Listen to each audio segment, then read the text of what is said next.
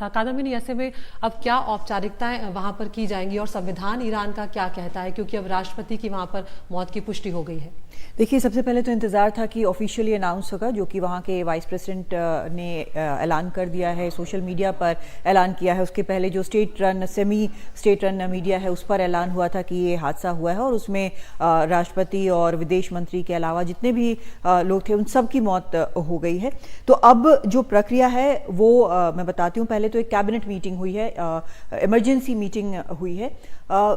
Article 131 जो है Iran की संविधान का, वो कहता है कि जो वाइस प्रेसिडेंट हैं इस वक्त, मोहम्मद मकबर जो हैं वो फर्स्ट वाइस प्रेसिडेंट हैं, वो फिलहाल कमान संभालेंगे। उसके बाद जो स्पीकर हैं असेंबली के और जो जुडिशल हेड हैं उनके साथ मिलकर 50 दिन के अंदर एक चुनाव कराना होगा नए राष्ट्रपति के लिए। लेकिन ये सब सहमति से होगा, जो सुप्रीम लीडर हैं अली खमैनी, उनके सहमति से ही होगा, चाहे वाइस प्रेसिडेंट कमान संभाले या फिर जो 50 दिन के अंदर चुनाव होना है उसको लेके। वैसे अगला चुनाव जो होना था राष्ट्रपति का वो 2025 में होना था, लेकिन अब क्योंकि ये हादसा हुआ है, हादसे में राष्ट्रपति की मौत हो गई है, तो अब वो करना होगा।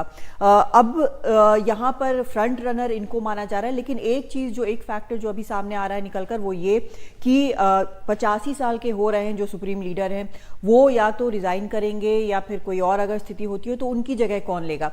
तो ये माना जा रहा था कि रईसी उसके लिए फ्रंट रनर है, लेकिन अब उसमें भी उलटफेर होगा। तो इसका मतलब उमाशंकर दो चुनाव करेंगे, एक सुप्रीम लीडर का भी चुनाव हो सकता है और एक जो है राष्ट्रपति भी आपको बनाना पड़ेगा। जी बिल्कुल, देखिए सुप्रीम लीडर के उत्तराधिकारी के तौर पे जो रईसी है उनको देखा जा रहा था, लेकिन उनकी असमय जब मौत हो गई हादसे में, तो उसके बाद बड़ा सवाल है कि उनकी जगह कौन लेगा।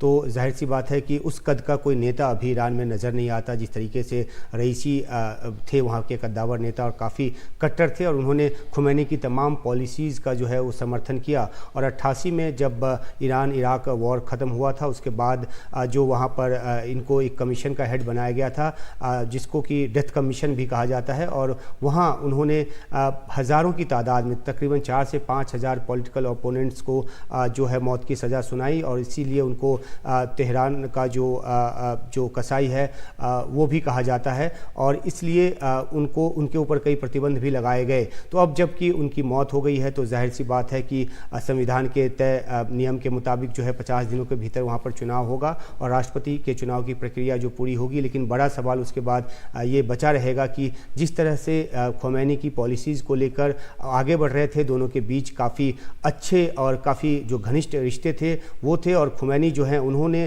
काफ़ी बढ़ाव दिया इनको अपने पॉलिटिकल करियर में आगे बढ़ने के लिए। बल्कि 2019 में जब उनको मुख्य न्यायाधीश बनाया गया ईरान का, उसमें भी अयातुल्लाह खुमैनी का जो है हाथ था, और उसके बाद जो है उन पे इतना भरोसा था कि 2021 में जो चुनाव हुआ उसमें सिर्फ 49% जो है वो वोट डाला गया, और काफ़ी विवादित वो भी चुनाव रहा, लेकिन सत्ता रईसी के हाथ में आई। तो जाहिर सी बात है कि अब एक बड़ा सवाल कि राष्ट्रपति वहाँ पर कौन चुना जाएगा, और उसके बाद ये भी सवाल उठेगा कि खुमैनी की जगह आगे चलकर कौन लेगा। जी।